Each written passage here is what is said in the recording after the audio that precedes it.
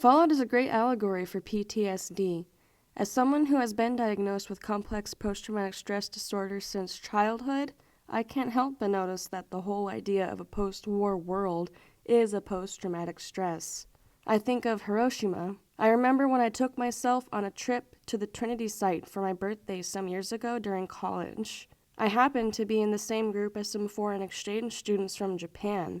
At the Trinity Site itself, they have the perimeter of the explosion gated off, and on the gates, they have large poster boards of news headlines before, during, and after the bomb. What I'll never forget is watching a young woman stand in front of the headline that read, "Hiroshima destroyed."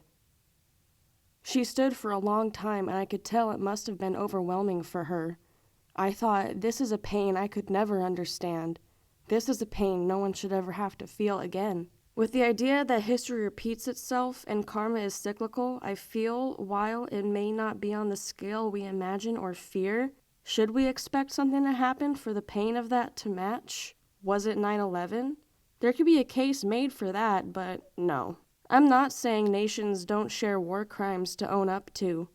What I'm noticing is that the fear of the nuclear has risen up and down over time. Fear of the nuclear was most recently utilized by Putin to hold Ukraine hostage against the world. Kim Jong-un essentially keeps the world hostage with the threat of nuclear power.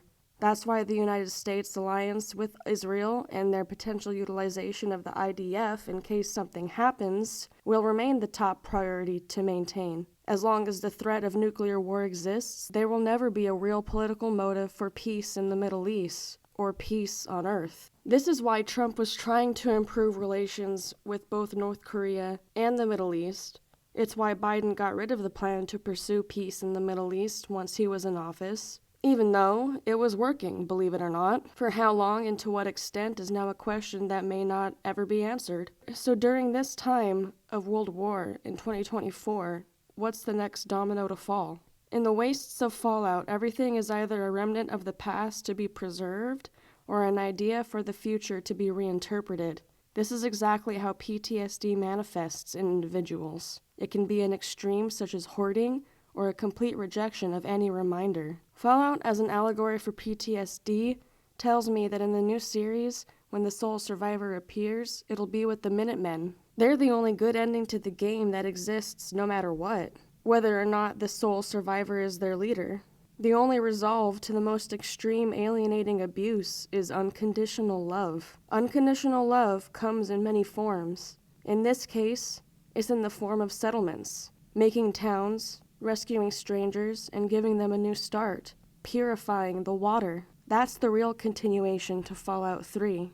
That's the only way we will survive.